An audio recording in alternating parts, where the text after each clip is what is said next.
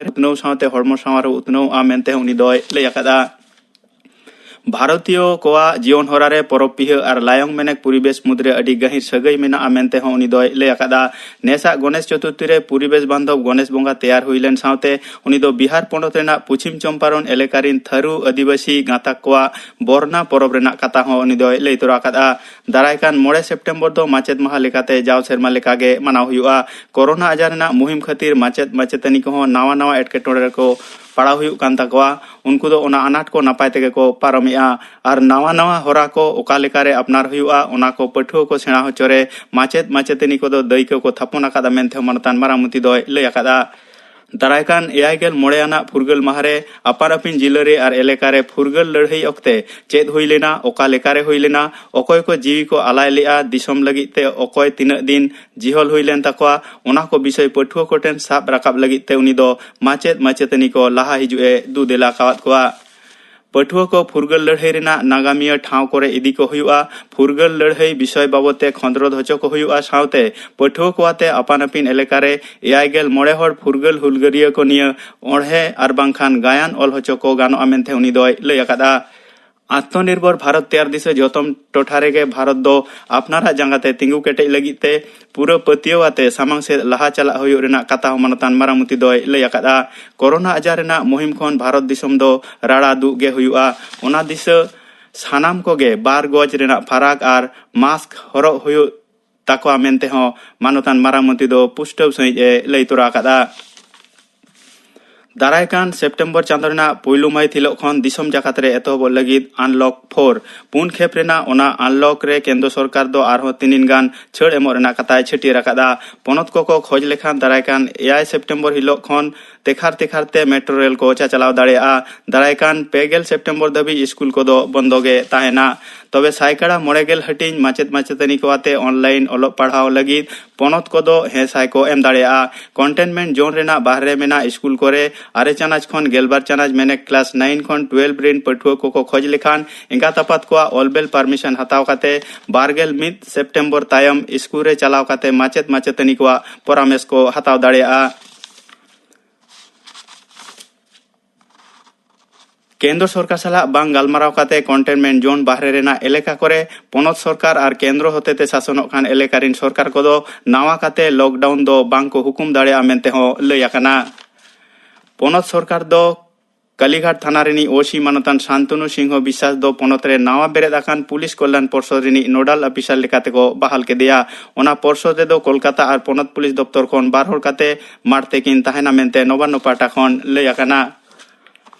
मिद virtual सपड़ाव अखड़ा तालाते नावा बेरेद आकान परिषद रेना उड़ाव सगुन सावते corona जितकर आकान police और खबरिया को मन सिरपै एम चालाव का मानतीय मुख्यमंत्री दो। आंदामान और निकोबर ढिपरे मेना को मालटोक खान उपजाति मानमी को कोरोना आजार खन रुखिए दो दिशा सरकार दो झोतम लेकान कुरुमुटुया मेनते केंद्रीय उपजाति भलाई दफ्तर रेनी मंत्री मानतान अर्जुन मुंडा लय आकादा। दफ्तरिन अफिसर को दो सारा गाड़ी ओंडेन शासन तरी को साला जपड़ाव रे मेना को मेनते उनी दोय लय आकादा। ओंडे नितो 3 गोटांग गांताग्रीन उपजाति मेना कोआ निकोबरिज को छाड़ा काते ग्रेट आंदामानिज जारवा सेंटिनेलिज ओंगे और सोमपेन गाताक दो मालटोक कान होरारे मेना कोआ। हालेगे 3 हड़ उपजाति हड़ कोरोना आजार को पड़ावा काना उनको मुद्रे 2 हड़ दो को बेस रुवाड़ा काना। तेहेना खबर पढ़ा दो नोडेगे मुचादेना।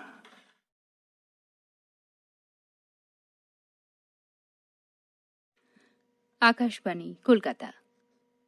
शुरू होच्छे सावताली अनुष्ठान।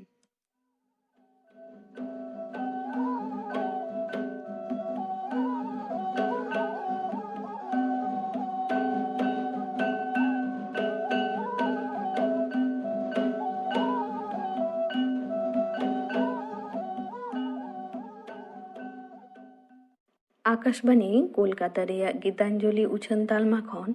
497.3 मीटर रे उछनोग कान सानताड़ी आखड़ा पे आजमेदा। सानताड़ी आखड़ा रे नितो आजम दाबन पे आशु मुर्मू और सावतेन कोआ हेड़हेड़ सेरेन।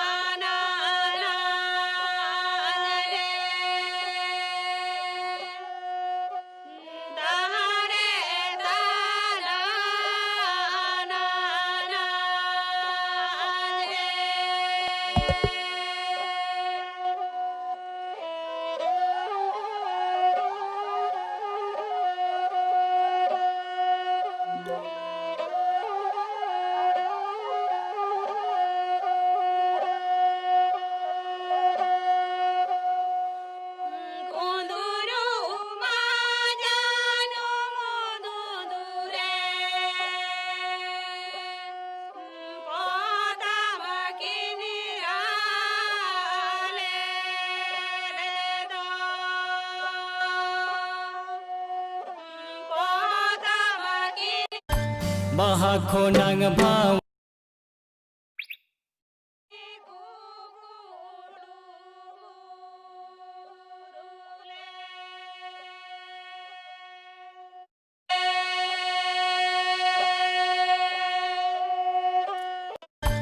baha khonang bhaw sag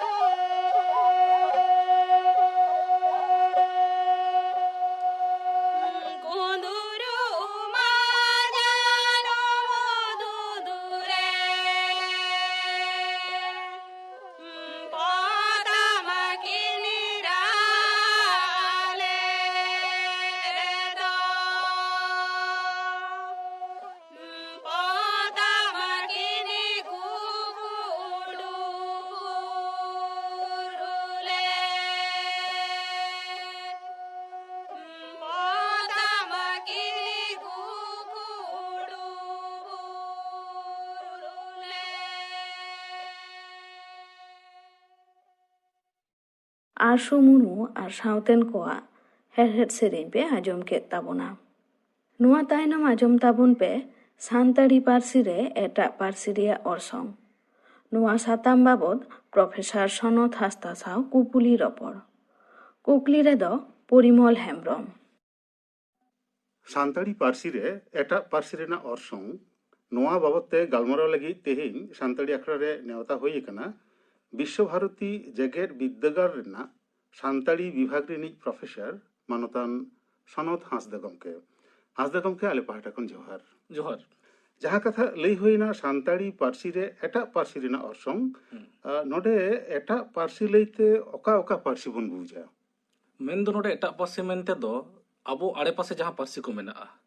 से अबो आड़े पासे रेन होड़ जहाँ जहाँ पार्सी ते को रोड़ा जेलेका बांग्ला हिंदी उड़िया निया निया पार्सी के बन लया अबो आड़े पासे रे जहाँ मेना अच्छा नोआ रेना अजे दो चे अजे दो मिट्टन एकना कारण हुयु कना जे नाला तुमुन खातिर सानताड़ हपन मिट ठेन कोना आर मिट्टन टुनन टुनन तको चला आदो जहाँ रे को गिरेबासीआ ओना गिरेबासी ठाव रे आड़े पासे कोरे एटा जात घारोज रेन होड़ को को गिरेबासीआ आदो चे चिका पार्सी रे धर्म लेकाते जे मिट्टन पार्सी किछुक दोय हतावा और किछुक दोय एमोआ नोंका नोंकाते जेलेका जदि दैके लेकातिन लेया कोलकाता रे जहां सानताड़ हपन को मेना कोआ नुको रोड रे बांग्ला रे अरसंग नेल ᱧᱟᱢᱚᱜᱼᱟ उनका के रांची रे जहां सानताड़ हपन को गिरेबासी कना को उनको रोड रे हिंदी से ओंडेना लोकल जहां पार्सी कना ओना रे अरसंग जास्ती नेलोआ से उड़ीसा रे जहां मेना कोआ उनको उड़िया रोड रे जहां आड़ांग ओना रे अरसंग तो ᱧᱩᱨᱩᱜ तेगे हुयुआ न दो पार्सी रे धर्म गे कना अब सानताड़ी पार्सी रे होय नुना गोटांग पार्सी ना अरसंग बोलन कना तीना गान बोलन कना अब सानताड़ी पार्सी रे आम जेमन लेके उड़िया रेना हिंदी रेना बांग्ला रेना तीना गान बोलन कना इना हिसाब ते दो लay गानोआ ओई 60-70% अको रोड रे एटा पार्सी रे अड़ मिट्टन बोलन गया मेन दो मिट्टन अयत रे होयतो बारया पिया अड़ गे नोंका बोले ना जहां दो एटा पार्सी रे कना हां अच्छा नोंका कते हो जे एटा पार्सी रेना अरसंग को अब सानताड़ी पार्सी रे बोलन कना नोआते अब सानताड़ी पार्सी रेना जहां अब गठन जहां भेनेगार कना वैशिष्ट कना ओना तीना गान बाड़ीजोग कना मिट कथा ते बाड़ी दो ना बाइन लेया कारण पुइलो रेगिन लई केदा नोदा पार्सी रे अमित धर्म गे कना तबे नोह सारी कथा कना अपनारा पार्सी से अड़ से अयत रे जहां सजावना नो जदि ठीक ठाक बाबन करावा एनखान अब पार्सी बई बई ते एटा से चला माने सोड़े दाका लेका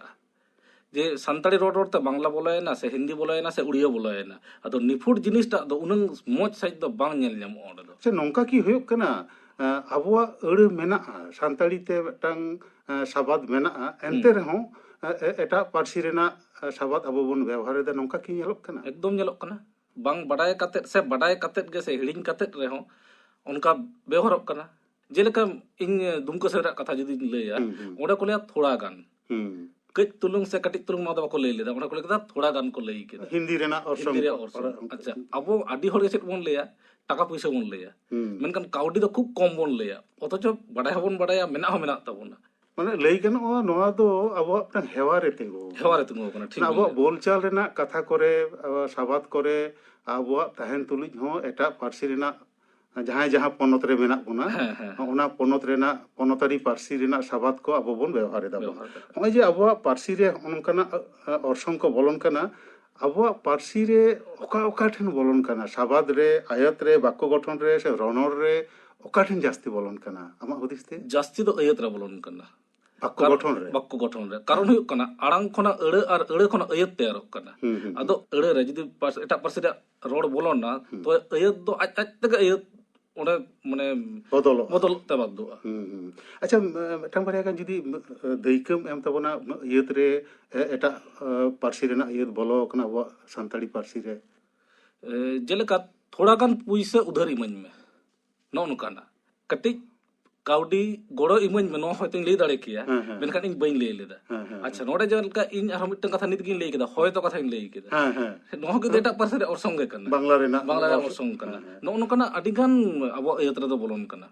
अच्छा आमा की मने होय होय जे अब बोलचाल रे कथा कथा ते अब एटा पार्सी रेना साबाद कोन व्यवहार दा यद बोन व्यवहार दा जहां कथाम लई केदाम नोआ दो अब जुदे जुदे पोनत रे गिरेबासी कते मेना बोन खातिर ते हुयुग कना से अब पार्सी ते ऑलोक सणा रेना ओंकाना नित हो केटे सही ओंकाना व्यवस्था आवरी हुयुआ ओना हतिक ते हुयुग कना नोआ रे अद तला दो बारसेल कथिन लैया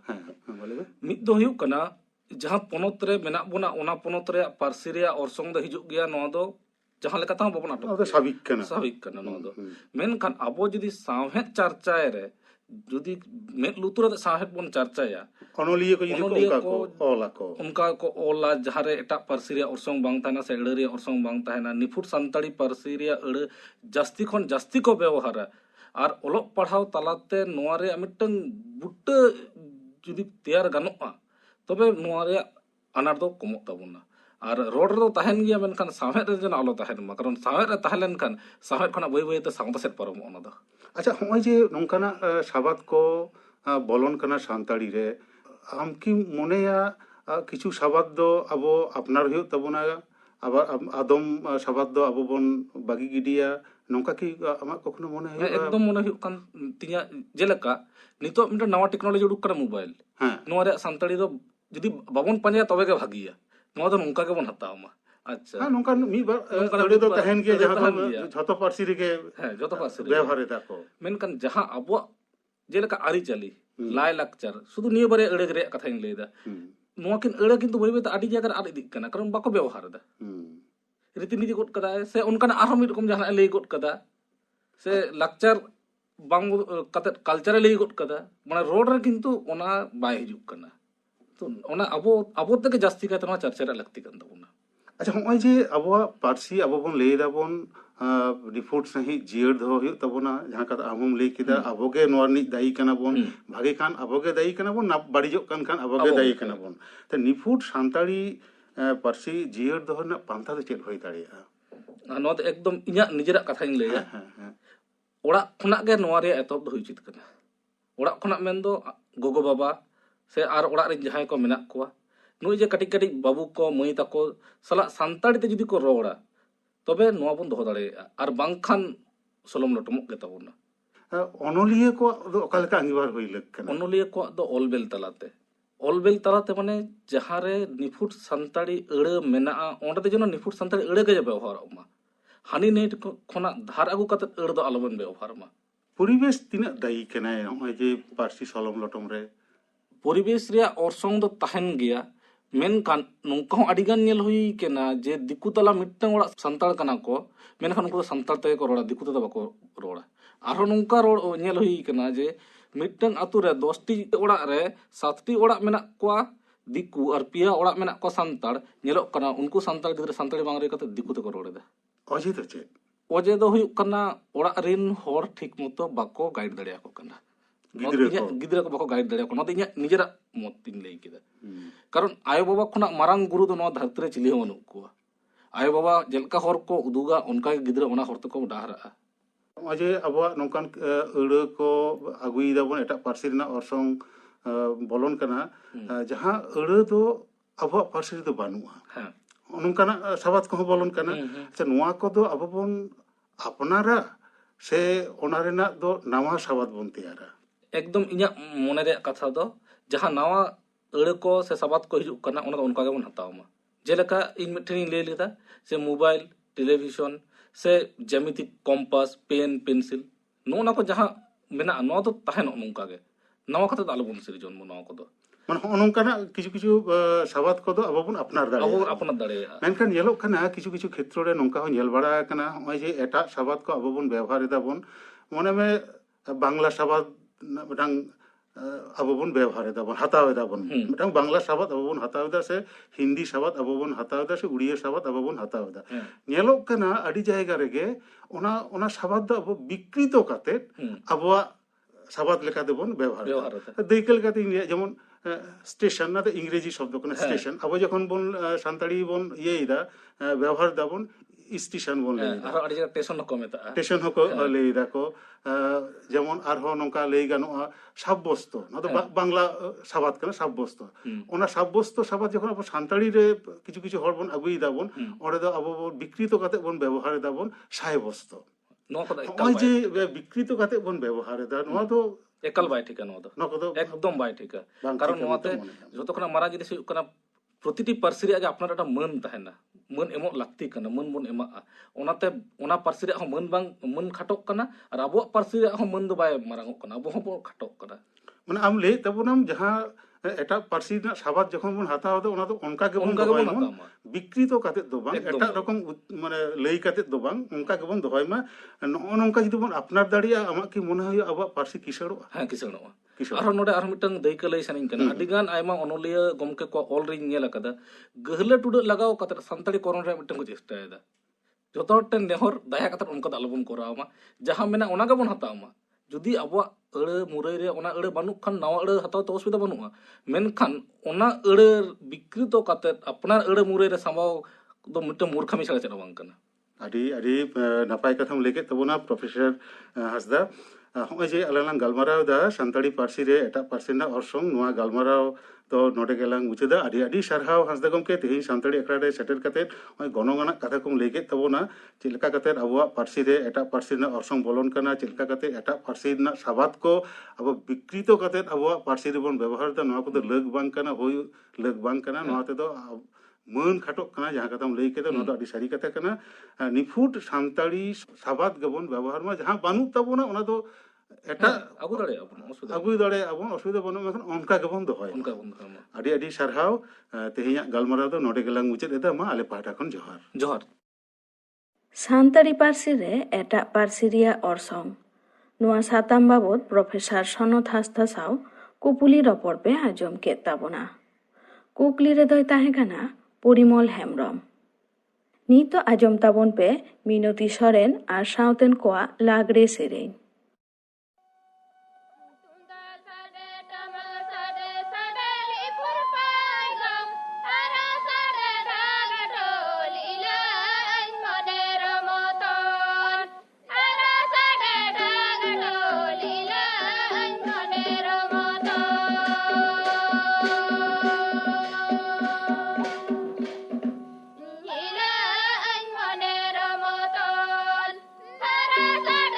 Thank you.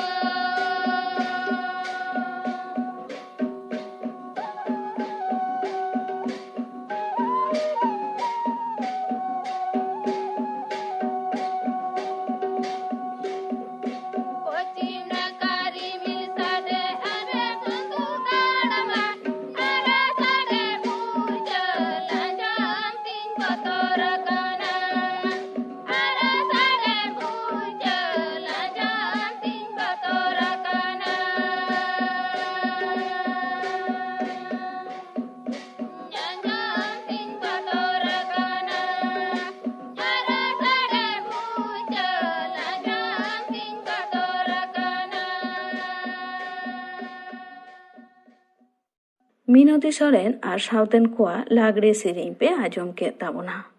ᱱᱚᱣᱟ ᱥᱟᱶᱛᱮᱜᱮ ᱛᱮᱦᱮᱧᱟᱜ ᱥᱟᱱᱛᱟᱲᱤ ᱟᱠᱷᱲᱟ ᱫᱚ ᱱᱚᱰᱮ ᱜᱮ ᱢᱩᱪᱟᱹᱫ ᱮᱱᱟ।